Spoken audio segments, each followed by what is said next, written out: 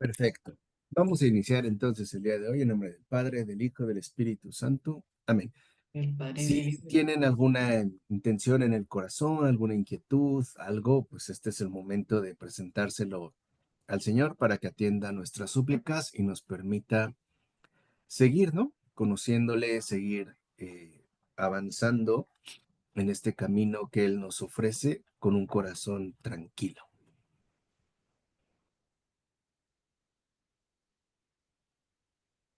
Dios te salve María, llena eres de gracia, el Señor es contigo. Bendita eres entre todas las mujeres y bendito es el fruto de tu vientre Jesús. Santa María, Madre de Dios, ruega por nosotros los pecadores, ahora y en la Ahora hora y en de la hora nuestra de nuestra muerte. Amén. muerte. Gloria al Padre, gloria al Hijo y gloria al Espíritu Espíritu Santo, Santo, como era en como un principio, ahora y es ahora y siempre, por siempre, los por los siglos de siglos de los los siglos. siglos. Amén. Amén. Oh María, sin pecado concebida, rogad por nosotros que Rogad por recurrimos nosotros. Recurrimos a vos. en nombre del Padre, del Hijo y del Espíritu Santo. Amén. Bien, siguiendo entonces con este texto de la oración dominical, San Cipriano nos recuerda que sigue luego la oración, A grabar, a grabar. Ah, venga tu reino. Sí, ya está grabando, ¿no? perdón, Marco, perdón. Sí. Nos recuerda San Cipriano que después de decir, Padre nuestro, que estás en el cielo, santificado sea tu nombre, dice, sigue a continuación, venga tu reino. Y lo primero que dice San Cipriano que debemos tener en cuenta es que estamos llevando a cabo una petición. Le estamos pidiendo, ¿no?, a Dios que venga su reino y que este reino, y es importante, ¿no?, es el que Él mismo nos ha hecho llegar y nos ha prometido y entregado porque fue adquirido por la sangre y la pasión de Cristo. Entonces, lo primero es decir, no le estamos pidiendo cualquier reino, sino el reino que Él mismo nos ha concedido por medio de Cristo, con su pasión, con su sangre, con su obediencia y con el cumplimiento de su misión. ¿Y para qué? Hola Olivia, bienvenida, ¿cómo estás? Bien, ¿y ustedes? Bien, bienvenida, ¿eh?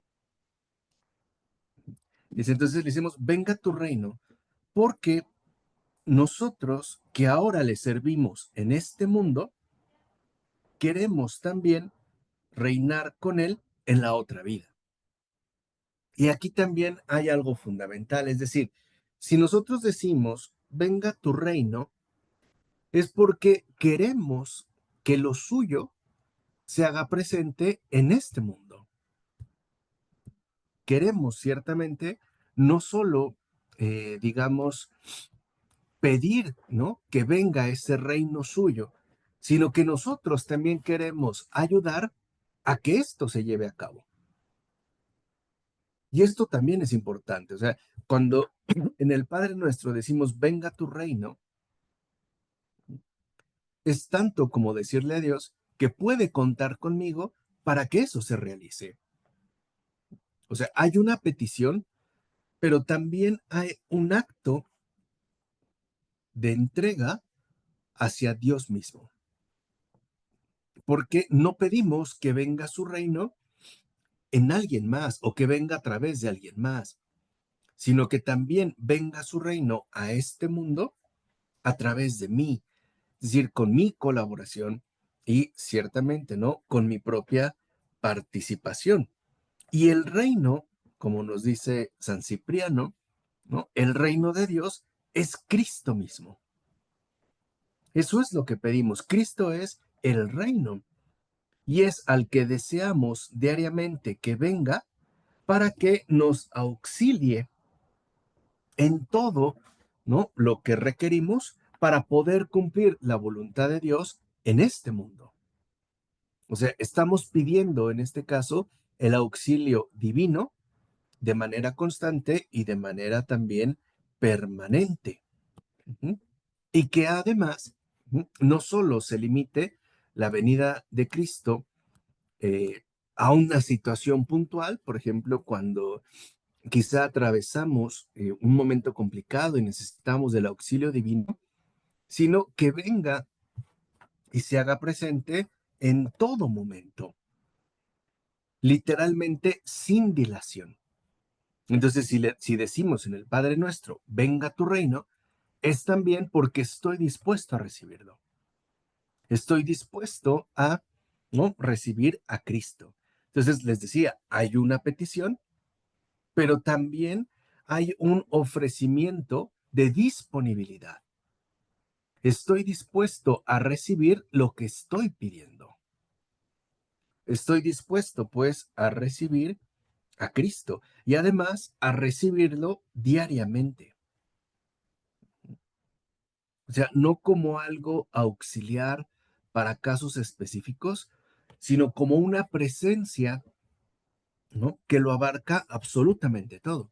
O sea, tanto, ¿no?, Cristo, digamos, para mis situaciones extraordinarias de vida, como para mis situaciones ordinarias de existencia, ¿no? En lo común, en lo ordinario, en el día a día, cuando tengo que resolver un problema, en mis momentos de descanso, mis momentos a lo mejor de estudio, o también en mis momentos ciertamente de enfermedad. Porque, como dice San Cipriano, ¿no? Él es el reino. Porque el reino, ¿no?, apunta a la resurrección. Y la resurrección es la vida de Dios mismo para el ser humano. O sea, una vida que ya no está aquejada por la muerte, que ya no está aquejada por la corrupción, sino una vida que ha sido finalmente, ¿no?, elevada a la condición que Dios mismo quiere para cada uno de nosotros. Y porque además, y esto es importante, Cristo mismo quiere que reinemos con Él. No quiere que seamos meros subordinados suyos. Quiere que comulguemos con Él en todo lo suyo. Que así como dijo, ¿no?, en el Evangelio de San Juan al Padre, todo lo tuyo es mío, ujú, también Él nos dice, todo lo mío es tuyo. Todo. Su reino, su gloria, ¿no?, su gloria de resurrección, su divinidad, su humanidad, todo. Y esto también es algo fundamental, porque entonces entendemos que el Dios único y verdadero no es el Dios idea que busca tener un ejército de súbditos, ¿no?, colocados bajo obligación. Dios nos quiere compartir absolutamente todo. Cristo no solo quiere que nos salvemos, sino que también reinemos ciertamente con Él. Que nosotros también, ¿no?, entremos a ese reino de los cielos, ¿no?, con Él, en la misma condición que Él. Y dice San Cipriano, hacemos bien pidiendo que venga el reino de Dios, porque también es verdad que existe un reino terrenal. También hay un reino terrenal. El problema con este reino terrenal es que no logra satisfacer, digamos, nuestros anhelos más profundos. Dicho de otra manera, también pedimos que venga el reino de Dios, que venga Cristo, porque todo lo terrenal no satisface el corazón, no lo llena, no lo colma. Le puede dar un cierto grado de satisfacción, un cierto nivel de bienestar, pero al final no es lo que estamos buscando. No es, por así decirlo, lo que nuestro corazón verdaderamente anhela. Entonces, lo que nos menciona San Cipriano es importante porque no solo se trata, digamos, de despreciar lo terrenal, sino de anhelar también lo celestial. ¿Por qué? Porque Dios lo quiere compartir todo con nosotros. Como les dije, ¿no? Para los padres de la iglesia, así como Dios se ha hecho humano, exacto, ¿no? Pedimos la paz anhelada, O sea, aquello que en realidad solo Él nos puede conceder. Ujú. Nadie más. Y así como Dios se hace hombre, también quiere que el humano se haga Dios, ¿no? Y que todo sea, por así decirlo, enteramente compartido. Después añadimos, dice San Cipriano, y decimos, hágase tu voluntad en el cielo y en la tierra. Dice, ¿y por qué? Porque no pedimos que Dios haga su voluntad. Pedimos que nosotros hagamos aquello que Él quiere. O sea, la voluntad de Dios se hace, ¿no? O sea, literalmente lo podemos ver, por ejemplo, en el Génesis, cuando Dios dice y se hace. Nada se puede resistir a su voluntad, pero no podemos olvidar que nosotros también tenemos una libertad creatural finita, limitada, pero real, capaz incluso de no querer lo que Él me ofrece, de no querer, en pocas palabras, lo que Él, digamos, ¿no? Me pide. Dice San Cipriano, ¿quién le impide a Dios hacer lo que quiera? Nadie. Y tampoco, ¿no? Dios impedirá a cada uno de nosotros que asuma lo que quiere. Digamos que Dios nos trata como seres realmente libres. Hacer la voluntad de Dios no es algo que se nos dé de manera natural. Nuestra condición caída, en todo caso, nos aleja de esta disposición. Suele ocurrir lo contrario, es decir, que nos quedamos limitados a nuestro propio querer y que a veces incluso nos aferramos, ¿no? A nuestra propia eh, disposición o a nuestra propia voluntad. Y ahí, dice San Cipriano, es cuando debemos entender que lo que pedimos es importante, porque sí puede ser que yo no haga lo que Dios me pide. O sea, puede ser que en efecto yo no haga lo que Dios quiere, que incluso haga lo contrario o que simple y sencillamente haga algo distinto a lo que Él me está solicitando. Además, dice San Cipriano, no olvidemos que el diablo nos impide obedecer a Dios. O sea, a ver, el diablo busca que no hagamos la voluntad de Dios.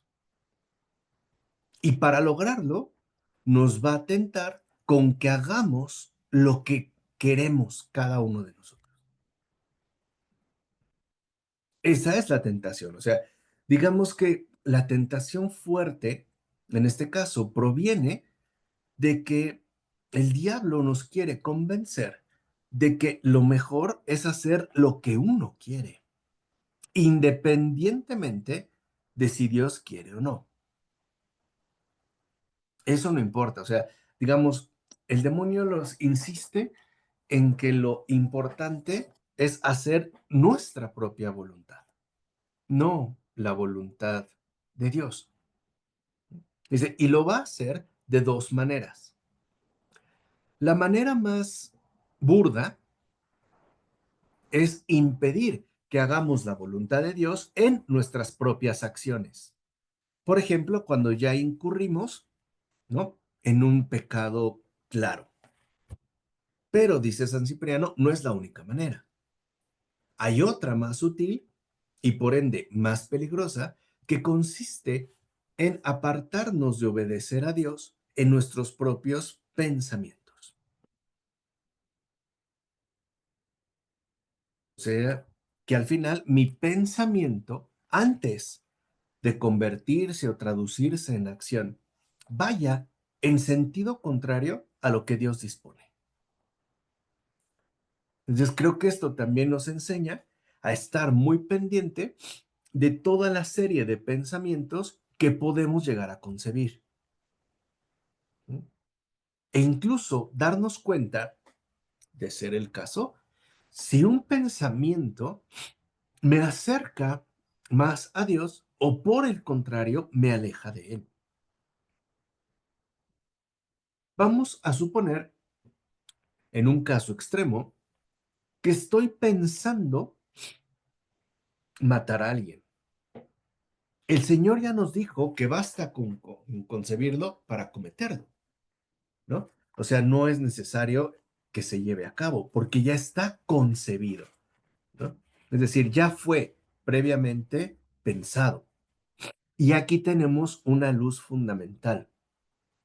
Los pensamientos son siempre el primer paso para la desobediencia. Por eso, mira, ya tiene ahí a San Cipriano de Cartago. Ahora me extrañó que no apareciera Edgardo el Cartaginés. O sea, a ver, nuestros pensamientos y especialmente los pensamientos inspirados, sugeridos por el demonio, son los que nos van apartando del querer mismo de Dios. Son los pensamientos como una especie de telaraña que poco a poco nos va envolviendo y de la cual después nos va a resultar ciertamente, ¿no? Muy difícil para salir. Nos va a resultar algo extremadamente complicado. Porque no olvidemos que a final de cuentas, detrás de cada acción hay un pensamiento. Hay un pensamiento. Por débil que sea, por mínimo, por insignificante que pueda parecer, hay un pensamiento. Y es como dice San Cipriano, son los pensamientos, ¿no? Sugeridos por el diablo, los que nos buscan apartar de esa voluntad. Y por eso le pedimos en un primer momento y le suplicamos que no, que se cumpla en nosotros su voluntad y que estamos dispuestos a cumplirla, que estamos pues dispuestos a seguir adelante con su auxilio y con su ayuda y su protección. Porque, como afirma San Cipriano, ninguno de nosotros es fuerte por sí mismo. Ninguno de nosotros puede escapar de las acechanzas del demonio por cuenta propia. Literalmente son tan sutiles que ni cuenta nos damos. Solo nos auxilia la bondad y la misericordia de Dios mismo. O sea que, si nosotros le pedimos a Dios que se haga su voluntad, es porque, ¿no? Necesito su ayuda, reconozco que necesito su ayuda, porque yo me puedo desviar y porque además estoy seriamente desprotegido ante acechanzas que ni siquiera observo, o de las cuales, en efecto, ni siquiera me doy cuenta. Por eso también no es casual que los padres de la iglesia insistan tanto en la vigilancia de los pensamientos. Porque un pensamiento, cuando digamos que entra y va, ¿no? Va arraigando, al final un pensamiento no se queda ahí, sino que se transforma en una acción, en una actitud, en una postura, en un comportamiento. Y ahí es cuando nosotros entonces detectamos desde dónde quizá es que ha venido pues ese fallo. O sea, la vigilancia de los pensamientos es también como muy importante. No se puede tomar a la ligera, porque no todo pensamiento es adecuado. O sea, no todo pensamiento ciertamente es sano. Hay pensamientos que nos pueden llegar de repente, sin motivación alguna, y que incluso podemos llegar a notar como, por ejemplo, aflige mi corazón, me entristece, me desanima, o me enoja, o me impacienta. O sea que si nosotros no somos capaces de detectar bien de qué tipo de pensamiento se trata, digámoslo, bueno o malo, por lo menos sí lo puedo detectar a partir de los efectos que produce en mi corazón. Eso sí. Hola Clara Basto, bienvenida. Qué bueno que estés aquí, que te hayas podido conectar. Buenas noches. Sí, Buenas noches, profesor. buenas Gracias. noches, Clara. Bienvenida. Gracias. Si no soy capaz, vuelvo a repetir, de detectar el tipo de pensamiento que estoy teniendo, por lo menos sí puedo detectarlo por los efectos que produce en mi propio corazón. Que está generando, por ejemplo, un tipo de pensamiento. Ese pensamiento quiere, por ejemplo, o busca que yo tome una actitud de conflicto, enfrentamiento contra mi esposo o mi esposa, de agresión hacia mis hijos,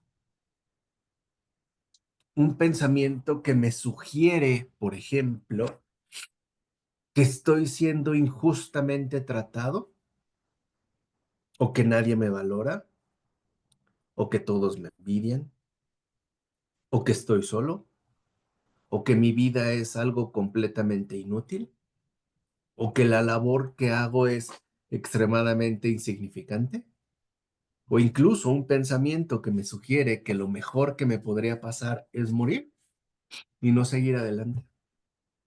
Puede haber muchas razones o muchos elementos que respalden ese pensamiento, pero lo menos que debemos hacer es enredarnos ahí. ¿Por qué? Porque entonces lo único que hacemos es quedar más y más atrapados. O sea, lo importante es, digamos, como detectar el efecto que está produciendo ese pensamiento y si es un efecto negativo de aflicción, de tristeza, de enojo, de desánimo, cortarlo. No seguir, digamos, como atrapados en esa red. Porque, como dice Cipriano, lo que nosotros pedimos a Dios es que se haga su voluntad. Y que no quede yo alejado del cumplimiento de esta, justo por un enredo provocado a partir de pensamientos. Y nos recuerda las palabras de Jesús en el Evangelio de Juan. No he bajado del cielo para hacer mi voluntad, sino la voluntad del que me ha enviado. Y dice Cipriano, si el Hijo ha obedecido para hacer la voluntad del Padre, ¿cuánto más debe obedecer el siervo para hacer la voluntad de su Señor? Y aquí, a veces pareciera que hay como una insistencia marcada de que estamos llamados a cumplir enteramente la voluntad divina. Pero siendo honestos, pues no somos tan capaces. Vamos a decirlo así, o sea, ¿quién está libre de pecado? Bueno, ahí es donde entra el auxilio divino. Fíjate, si yo no he podido cumplir cabalmente la voluntad de Dios, Cristo sí, y lo ha hecho por mí. Sus méritos son míos, lo que dijimos al principio. ¿Se entiende? O sea, ¿qué quiere decir? Que lo que realmente me protege lo que realmente me auxilia es Cristo. Tal vez yo no he cumplido con la voluntad de Dios al 100%, pero Cristo sí. Y en eso es en lo que yo me baso. Ese es mi auxilio. A eso es precisamente, ¿no?, a lo que yo recurro. Y insisto en esto porque a veces se nos olvida, ¿sí?, que el Señor no ha venido a presumirnos lo que ha hecho. Ha venido a donarlo para nosotros. Es decir, Él no se ha quedado ningún mérito. Lo ha dejado para nosotros. Y ahí lo que se requiere, ante todo, pues es humildad. Humildad para aceptar que Él ha hecho lo que yo no he podido y que por eso confío en la misericordia del Padre, que es Cristo. Elizabeth, ¿quieres comentar algo? Sí, Dime, dime. profesor, sí. Eh, a veces en la posición de nosotros como padres o madres ante la actitud de nuestros propios hijos en cuanto, en cuanto a sus los errores que cometen, entonces uno como que los llama y les advierte y les dice, está fallando en esta situación, mire las consecuencias a las que se está enfrentando, de una cantidad de cosas que uno les plantea. Pero también se atraviesa esa idea de cómo, si lo estoy haciendo con la suficiente misericordia y paciencia que Jesús tendría con mi mismo hijo. Entonces, ¿hasta qué punto va esa autoridad mía de madre de hacerle ver a mi hijo que está haciendo las cosas mal y que esta situación que está viviendo son consecuencias de los errores anteriores, o me falta misericordia para mostrarle a mi hijo? Entonces yo me pregunto, ¿cómo actuaría Jesús ante esta situación? Entonces eso Bueno, me desarma. claro. Cuando nosotros planteamos así las cosas, ¿cómo actuaría Jesús? Pues siempre terminamos perdiendo, porque evidentemente, ¿no?, sale a la luz nuestra insuficiencia. Lo primero que hay que reconocer es que yo estoy haciendo todo lo que puedo de la mejor manera que me es posible. Y lo que me falte, Cristo lo pone. O sea, es que eso es algo importante, o sea, eso es muy católico. O sea, Dios no me reclama mi carencia, me da de su abundancia. Sus méritos son mis méritos. Por eso les dije, ¿no?, lo que recordaba Edgardo. Por eso sus heridas, en las manos, en los pies y en el costado, no se borran, porque es el recuerdo permanente, ¿no?, de lo que ha hecho por nosotros. No por sí mismo, sino por nosotros. Es el testimonio eterno de su amor inagotable. O sea, eso es lo que, por ejemplo, en su momento, Santa Gertrudis de Jeftá llamó la suplencia. Cristo suple lo que nosotros no podemos. Por ejemplo, a lo mejor a mí me ha faltado tino o me ha faltado sabiduría en las palabras que he dirigido a mis hijos. Bueno, le pido a Cristo que Él supla esa carencia. Ujú.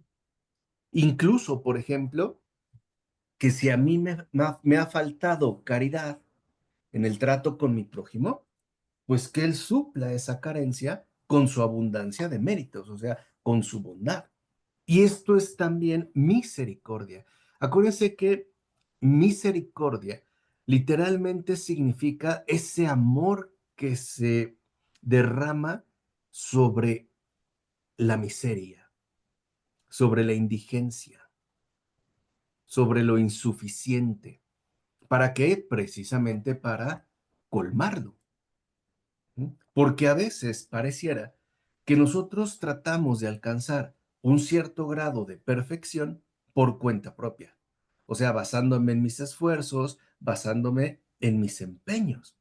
Y poco a poco, Cristo va siendo dejado de lado. Por ejemplo, vamos a pensar que ahorita estoy atravesando una aridez espiritual profunda y no tengo ganas de rezar. De verdad, al menos puedo decir, Dios mío, Padre, hoy no puedo rezar, no quiero rezar, pero te ofrezco la oración de Cristo, de tu Hijo. Te he sido infiel, pero te ofrezco la fidelidad de tu Hijo, Jesucristo. He sido ingrato, pero te ofrezco la bondad de tu Hijo, Jesucristo. Por eso acuérdense, les dije, algo católico, esencialmente católico, y no se nos debe ya olvidar, es que la fe es un consuelo, no un agobio. Es un alivio, no un agobio. El Señor no se basa en reproches, se basa en auxilios. ¿Se entiende? Ujú. Por eso, por ejemplo, ¿no? Su oración lo abarca todo. Es lo que yo una vez les comenté, por ejemplo. Las personas de vida consagrada tienen como obligación de vida rezar todos los días. Y no lo hacen solo por ellos, lo hacen por los que no rezan o por los que en algún momento no han podido e incluso no han querido. Exacto, supplet Christus. Esa es la suplencia. Y eso se nos olvida porque a partir de la Reforma Protestante, el énfasis se vuelve más subjetivo. O sea, la fe empieza a convertirse al final en una carga, en un agobio, porque pues me doy cuenta que no doy el ancho, que fallo, que me esfuerzo y caigo, y Cristo queda como una especie de espectador, ¿no? Distante, que está ahí nada más observando sin intervenir. Y Dios no es así. Dios ciertamente no. Está de parte nuestra, está con nosotros, está a favor de nosotros. Eso es lo que nos ha garantizado la salvación. Es eso justamente lo que nos concede la garantía de salvación. Edgardo. Marcus, es que he estado revisando otra vez los videos de las primeras clases, ¿no? Sobre la doctrina y la didache, aprovechando que se subieron. Y creo que uno pierde perspectiva. Bueno, yo pierdo perspectiva lo importante que es invocar a Cristo. Para los primeros cristianos ha sido muy claro la importancia que tiene. Y a veces se pierde, o yo de manera contemporánea creo que se pierde su redención constante y completa de cada segundo de nuestra existencia. Exactamente. Exacto, su presencia salvadora.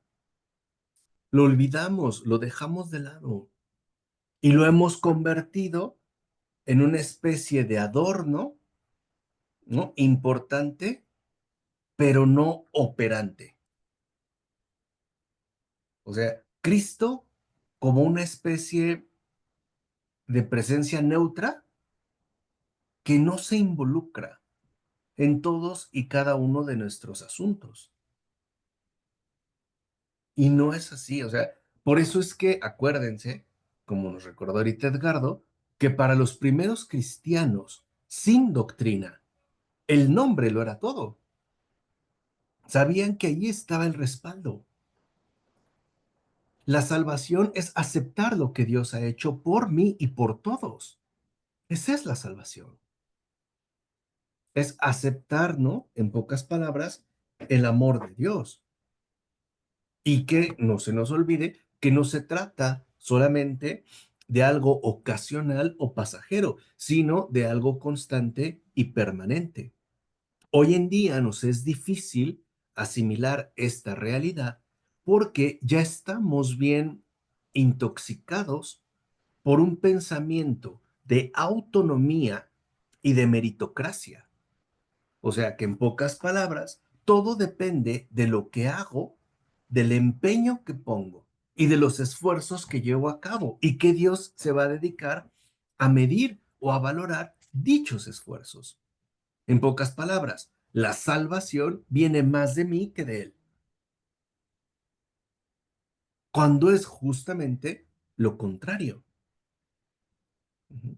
Por ejemplo, si en algún momento, vuelvo a repetir, estoy pasando una aridez espiritual profunda, yo puedo, de manera muy sencilla, decirle adiós a Jesús. Hoy no puedo rezar, pero tú sí. Por favor, hazlo por mí. ¿Se acabó? No más.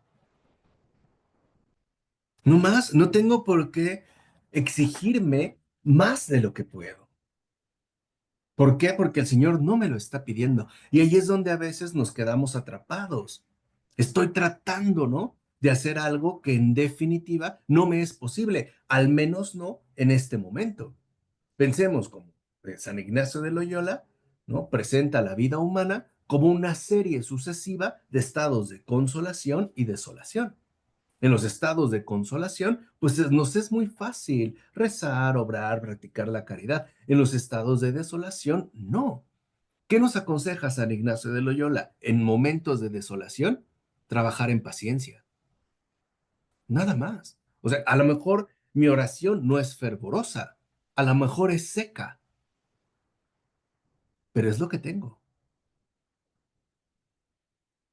A lo mejor es una oración literalmente muda, pero eso es lo que tengo.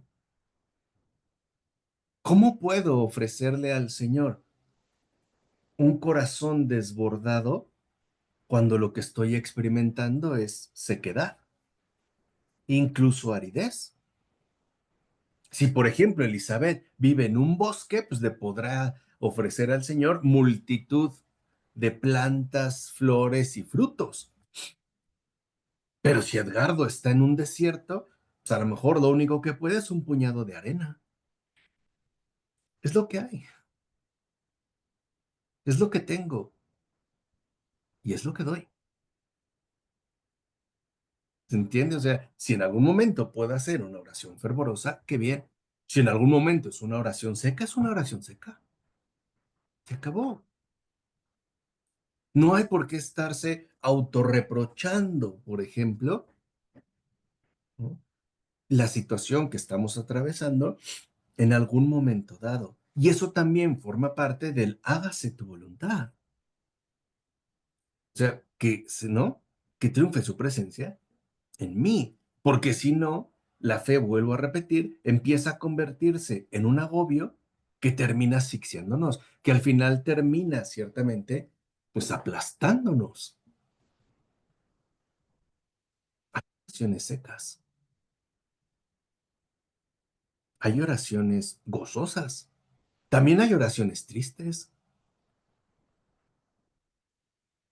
y no está mal, ¿no? A veces, una vez le preguntaban a Teresa de Calcuta, ¿no? Entre burla, un reportero le preguntó que si estaba casada. Y ella volteó seria y le dijo, sí. Y tengo un marido tan exigente que a veces me es muy difícil siquiera sonreírle. Y es verdad. O sea, entender que nuestra relación con Cristo es así.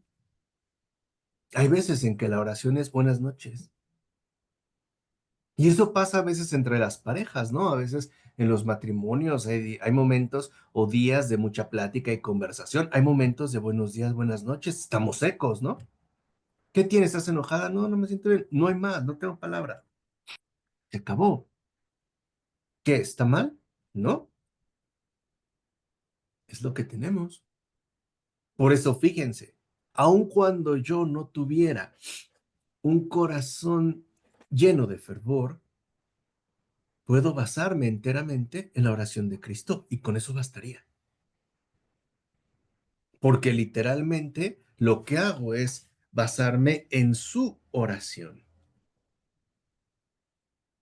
Y ese es precisamente el alivio que Dios me da. A lo mejor hoy no recé, Pero algo es seguro, la iglesia rezó por mí. Por eso no hay nadie en este mundo que llegue sin una oración. Porque no depende nuestra vida creyente solo de lo propio. Eso es mentira.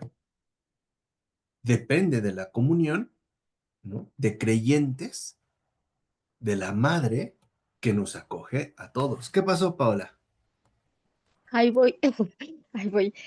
Profesor, buenas Pues noches, buenas no, noches. antes de ahí voy, primero una disculpa por llegar tarde. Sí, perdón, perdón, Ahora sí, discúlpenme. ¿qué pasó?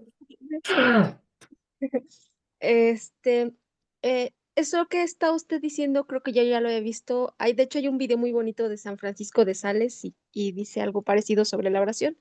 Pero tengo una duda.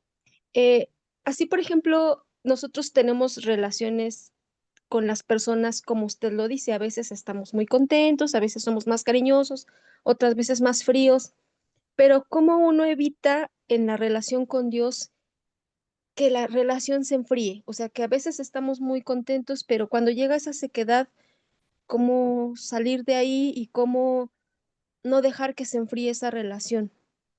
Ok, ¿por qué tendríamos que evitar que la relación se enfriara? ¿O por qué tendría que obligarme a salir de esa sequedad quizá en la que me encuentro? O sea, es lo que justo, ¿no? Yo les comenté hace un momento. No tengo por qué estarme forzando a algo de lo que no soy capaz. A veces, por ejemplo, ¿no? Seremos capaces de tener, digamos, una oración o una relación con Dios muy cálida, ¿no? Y muy abundante en movimientos interiores. A veces no, a veces literalmente, ¿no? Lo que hay es sequedad. Pero lo importante no es si hay consolación o desolación. Lo importante es la fidelidad a Él. Es como en el matrimonio. A veces podemos hablar mucho, a veces no hablamos, pero estamos juntos, Por vamos eso, juntos. perdón, o sea, pero, o sea, eso lo entiendo, pero ¿cómo, o sea, cómo es que no, am, o sea, que esa relación llegue a ser tan fría que nosotros definitivamente lo abandonemos, como a veces pasa en las relaciones de pareja, que dejamos que las cosas pasen, avancen hasta que ya no hay solución? A eso es a lo que me refiero. Bueno, pero ahí es otra cosa. O sea, una cosa es atravesar un estado espiritual de sequedad y otra cosa, por ejemplo, es incurrir, aquí sí, en un estado de no continuidad, de no querer ciertamente avanzar. ¿Por qué? Porque a lo mejor no me siento bien, porque a lo mejor no me agrada lo que está ocurriendo. Y claro, nuestra primera solución humana, pues es renunciar e irnos. Aquí la fe consiste en seguir adelante, esté como esté. A veces, por ejemplo, repito, ¿no? Con el Señor puedo ir en una relación muy cordial, muy fervorosa y a veces en una relación seca, pero al final vamos juntos. Me parece que el problema empieza cuando asumimos esa sequedad como un estado interior que me invita a tomar una decisión. Por ejemplo, de separación, por ejemplo, de distanciamiento. Aquí sí, pero ahí ya es otra cosa, o sea, ahí ya es, digamos, más una opción propia de no querer seguir bajo esas condiciones, ¿no? Es como hoy, por ejemplo, en las relaciones, es muy común que basen tales relaciones en el nivel afectivo. Por ejemplo, estoy contigo mientras me sienta bien, pero ¿qué pasa cuando no me siento bien? Me voy, ¿no? O mientras me la pase bien, pero ¿qué pasa si ya la paso mal? Me voy. Con Cristo, pues eso no aplica, ¿no? O sea, Cristo, repito, si de repente mi corazón está desbordado de alegría, pues le entrego la alegría. Pero si no tengo más que un puño de polvo, pues eso es lo que tengo. Y no tendría, vuelvo a repetir, por qué exigirme algo que no me es posible. Eso es fundamental. O sea, entender, a ver, entender que la vida de fe es una dinámica viva que no se caracteriza por la uniformidad, sino por la perseverancia. Eso sí. O sea, en pocas palabras, podemos tener buenos momentos, malos momentos, pero con la firme convicción de seguir adelante. En eso se basa el matrimonio. Cuando a los que nos casamos nos dijeron en la enfermedad y en la salud, ¿no? En la prosperidad, en la adversidad, nos está diciendo que no es algo que depende de las circunstancias que atravesemos, sino de una decisión tomada de una vez y para siempre. Permanecer juntos, pase lo que pase, o bien a pesar de todo. Vamos, en las buenas y en las malas. Cuando una persona no está decidida a asumir, digamos, esta exigencia, pues no está entendiendo de lo que se trata. Es decir, su promesa o su amor, pues es una farsa. Y lo mismo pasaría en este caso, ¿no? Con la fe. Una fe voluble que depende de sus estados emocionales, pues es una fe inmadura, incluso muchas veces un sustituto de fe que depende más de mis propios estados, por ejemplo, emocionales. En el caso, por ejemplo, del cristiano, como dice Cipriano, por eso nosotros decimos, hágase tu voluntad. O sea, a ver, si yo paso un periodo de sequedad, entendamos algo, pueden ser muchas las circunstancias que lo promovieron. Puede ser una situación humana, puede ser un estado propio, puede ser también una intervención demoníaca o una mezcla de todo, pero algo es un hecho. Si yo estoy en desolación, es porque eso Dios quiere de mí por el momento. Y punto. No le doy más vueltas. Si de repente paso a la consolación, eso Dios quiere de mí. Y lo asumo con tranquilidad. O sea, tampoco es algo, digamos, a lo que yo quisiera aferrarme. Por eso San Ignacio de Loyola preguntaba, y con mucha seriedad, ¿qué es mejor? ¿La consolación o la desolación? Ninguna. Lo mejor es lo que Dios manda. Nada más. Hay momentos, les vuelvo a decir, donde podemos tener, ¿no? Episodios de gran consolación y de repente episodios de gran desolación, episodios de gran calidez y episodios de gran sequedad. Pero si esto lo estoy experimentando, ok, eso es lo que Dios quiere de mí. ¿Cómo me doy cuenta? Porque lo puedo sobrellevar tranquilamente. E incluso, ojo, le puedo decir como Cristo, que me quite esto, pero que no se haga lo que yo quiero, sino lo que quiera Él. San Pío de Pietrelcina lo decía, ¿no? Si no podemos vivir el día a día con gran alegría, al menos pidamos vivirlo con paz. Y es verdad, o sea, tampoco estamos llamados, ¿no? A vivir en una especie de sonrisa permanente, porque la propia vida no es así. Vuelvo a repetir, es una dinámica viva donde tenemos de todo. Y por eso lo primero que se requiere es reconocimiento y aceptación. Si Dios quiere esto de mí, pues me lo hará sobrellevar con paz. Tal vez no alegremente, pero sí lo puedo llevar con paz. Me refiero a que lo puedo sobrellevar sin pensamientos agobiantes, sin decisiones precipitadas, sin desgarramientos internos. De manera, digamos, tranquila, ¿no? Es decir, lo más en paz posible. Por eso es que la voluntad de Dios es la que Cristo mismo enseñó y cumplió. Por ejemplo, humildad en la conducta, firmeza en la fe, modestia en el hablar, justicia en las obras, misericordia en las acciones, disciplina en las costumbres, no saber infligir una injuria y tolerarlas cuando se reciben, vivir en paz con los hermanos, amar a Dios con todo el corazón. O sea, son elementos, ¿no? A los que estamos llamados, pero ojo, no de una manera mecánica, sino de una manera genuinamente vivencial. Claro que a nosotros, humanamente hablando, pues la desolación, la sequedad, los momentos difíciles no nos gustan y quisiéramos que todo siempre fuera bonito, pero pues no es así. Es como a veces podemos tener un día maravilloso, pero hay algo que lo perjudicó.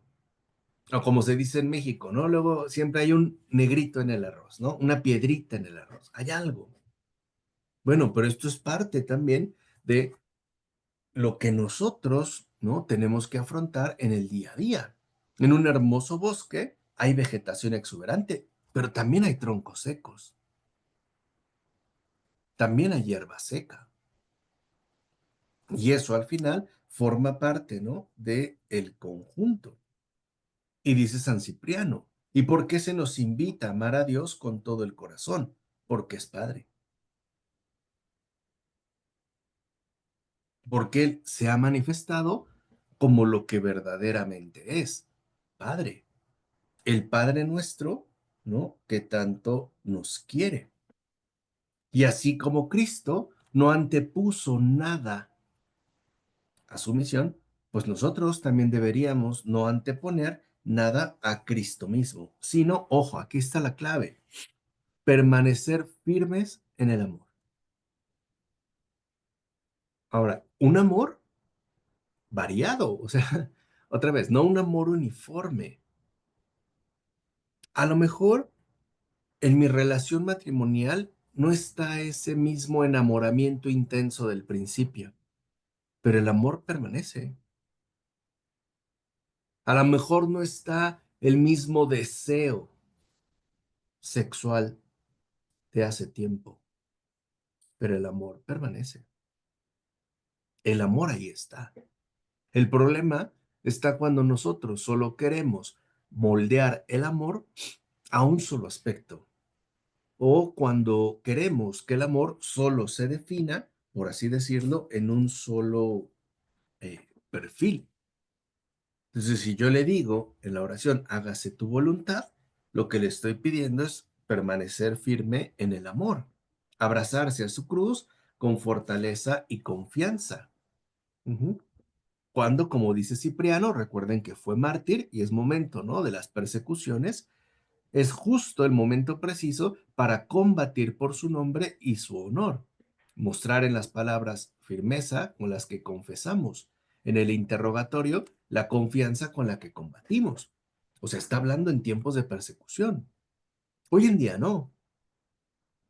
Por ejemplo, hoy no tenemos interrogatorios, por ejemplo, que pongan en riesgo nuestra vida, pero sí tenemos una serie de tentaciones mundanas que es por demás abundante. ¿No?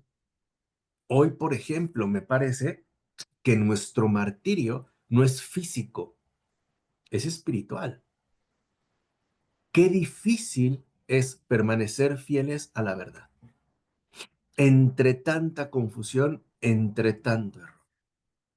Y a muchos lo sabemos, permanecer fieles a la verdad, o al menos intentarlo, les ha costado su trabajo, su vida, su familia, su prestigio social, un montón de cosas. Recuerden que la palabra martirio no significa muerte, significa testimonio. Y hoy es bien difícil, ¿no? Permanecer fieles a la verdad en un mundo sumido en el error, en la confusión, en el relativismo, en pocas palabras, en el caos. Entonces, nosotros debemos entender que nuestra propia experiencia creyente es así, o sea, es concreta. Es vivencialmente concreta, es una realidad, no es una mera idea o una suposición, es un hecho, con todos sus respectivos matices. Hay veces, por ejemplo, en la que nuestra oración quizá es nuestro cansancio, nuestro agotamiento, o nuestras lágrimas, o ese silencio, ¿no? verbal que Dios sabe entender. Dijimos, con Dios no es que se necesite un discurso muy elaborado, ¿no? A veces basta un suspiro para decirlo todo y Él lo comprende todo. Humanamente no, o sea, humanamente no somos capaces, pero Él sí es capaz. Entonces, si nosotros le decimos, venga tu reino, es porque también queremos ser coherederos con Él. Queremos la eternidad que Él mismo nos ofrece. Y esta eternidad es justo, ¿no? Lo que se consigue a partir de cumplir la voluntad del Padre, no la mía. Y es algo que, vuelvo a repetir, se tiene que pedir, se tiene que solicitar, no se nos da de manera automática, no en nuestra situación caída. Y eso también forma parte de ser pecador. Cuando reconocemos que somos pecadores, reconocemos muchas cosas, entre ellas el hecho real de que no estoy tan dispuesto a cumplir lo que Dios me pide. Por ejemplo, ¿cómo nos sentimos realmente cuando escuchamos a Cristo decir, amen a sus enemigos? Si alguien te golpea en la mejilla izquierda, ponle la derecha. Si alguien te quita la túnica, dale el manto, etcétera, etcétera, etcétera. Sentimos como incomodidad. Ahora, no es porque Dios nos esté eh, presentando algo que nos abrume, es porque está hablando la verdad, o sea, está hablando desde Dios. Y es lo que nosotros al menos deseamos cumplir. ¿Cómo? Pues con su auxilio y con su respectiva ayuda. ¿Y por qué pedimos, dice San Cipriano, que se haga la voluntad de Dios en el cielo y en la tierra? Porque en ambos lugares, cielo y tierra, ¿no? Se da la consumación de nuestra salvación.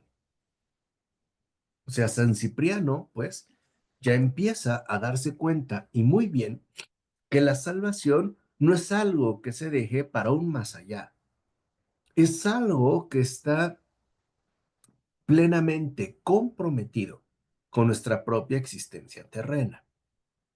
Y para nosotros, llegar al cielo es pasar primero en la tierra. O sea, no nos lo podemos ciertamente brincar. Entonces, si nosotros, dice, teniendo un cuerpo terreno y un espíritu que procede del cielo, somos al mismo tiempo tierra y cielo, lo que pedimos es que en ambos también, en el cuerpo y en el espíritu, se cumpla la voluntad de Dios. Que todo quede, pues, firmemente consolidado. Dice, porque sí hay lucha entre la carne y el espíritu, y es un combate continuo, de modo que no hacemos lo que queremos, sino lo que no queremos. ¿En quién se está inspirando? En Pablo. No hago el bien que quiero, sino el mal que no quiero.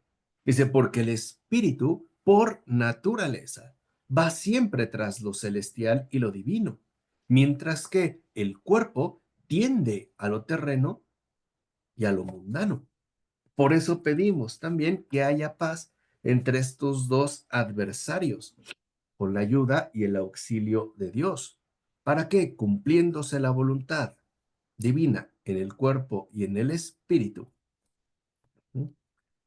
alcancemos esa salvación a la que hemos sido convocados.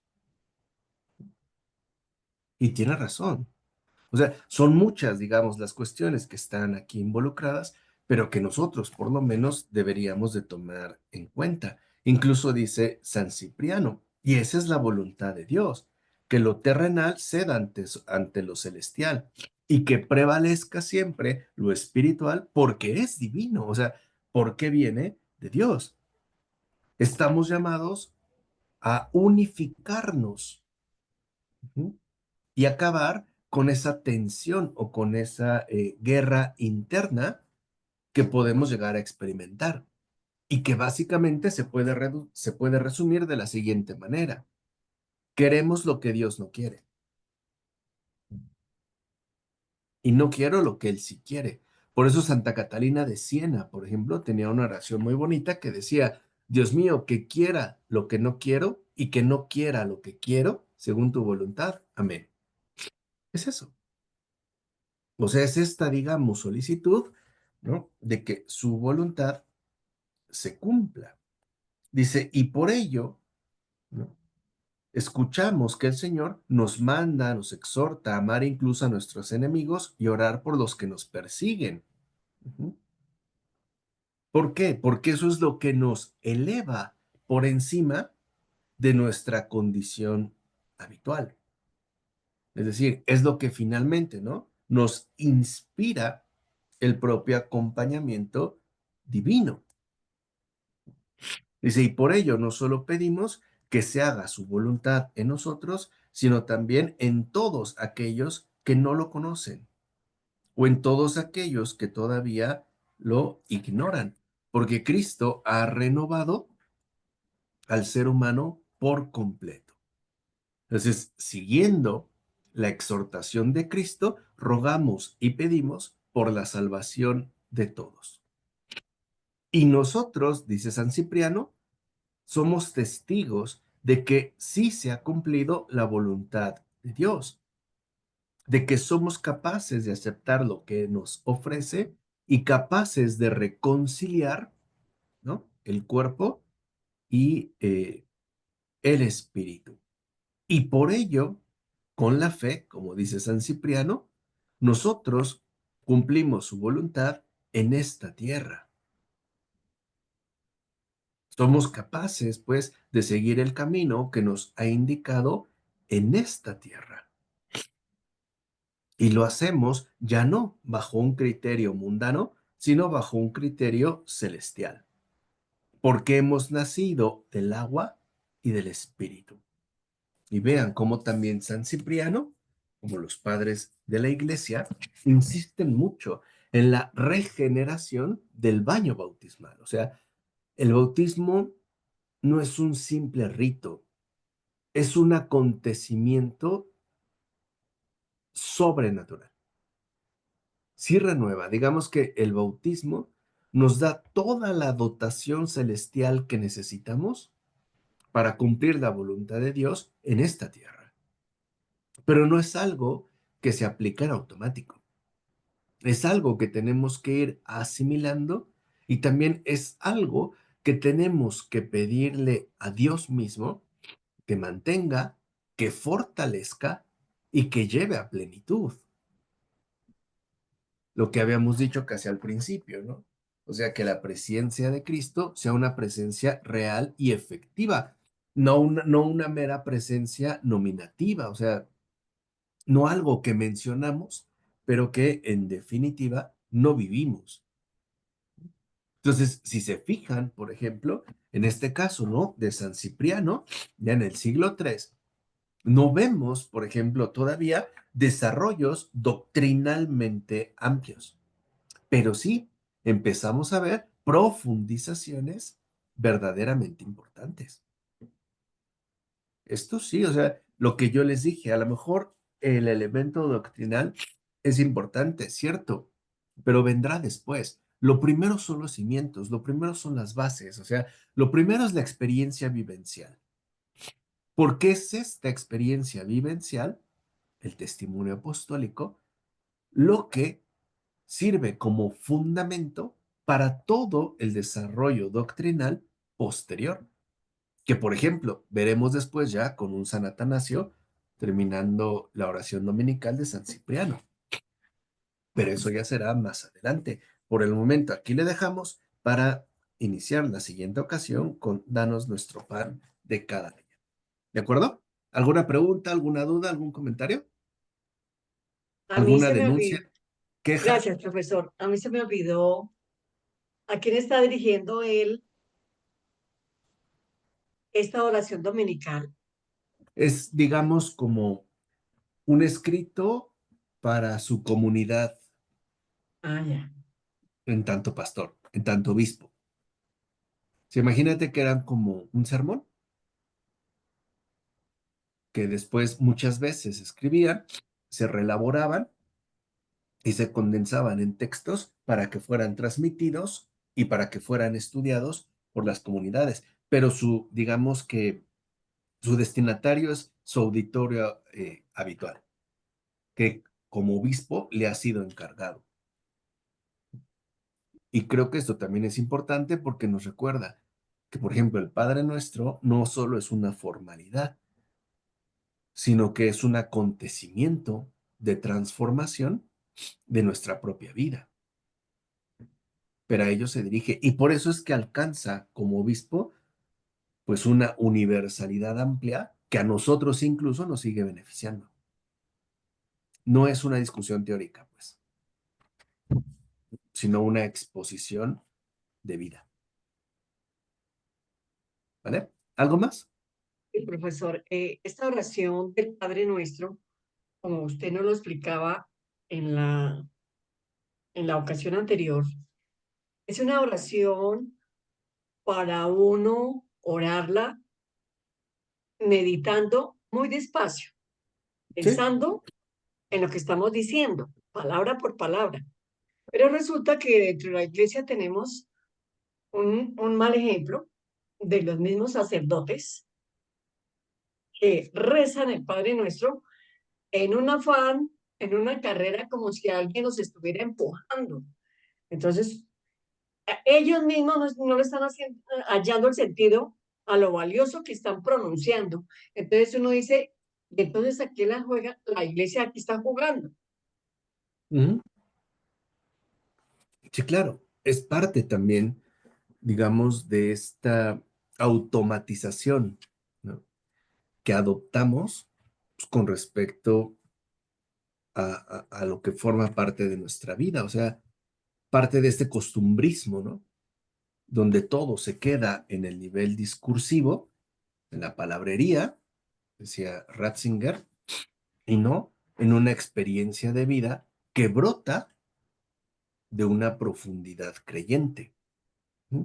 Ahora, ok, puedo entender que a lo mejor, por ejemplo, en una celebración litúrgica, pues no te vas a extender 6 horas en el Padre Nuestro. Ujú. Pero al menos me parece que si es cierto, más allá de una pronunciación acelerada, tendría que haber una buena disposición del corazón con respecto a lo que se está diciendo. Porque lo primero es entender que no es una formalidad, sino son las propias palabras de Cristo a la que nosotros nos estamos uniendo. Y que literalmente al rezar el Padre Nuestro, estamos escuchando a Cristo mismo, sus palabras tal cual, su oración tal cual. Y creo que al menos, ¿no? Eso ayudaría bastante. ¿Vale? Sí, Bueno, profesor, pues gracias.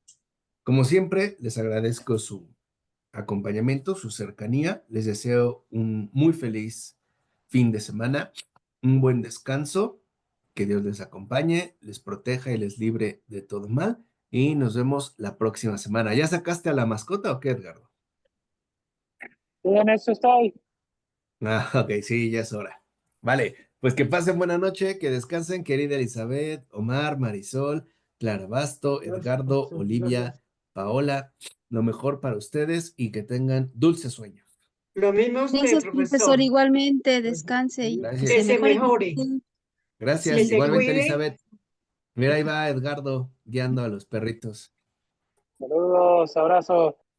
Dale, cuídense, buena noche. Descansen. Buenas noches. Bye. Bendiciones.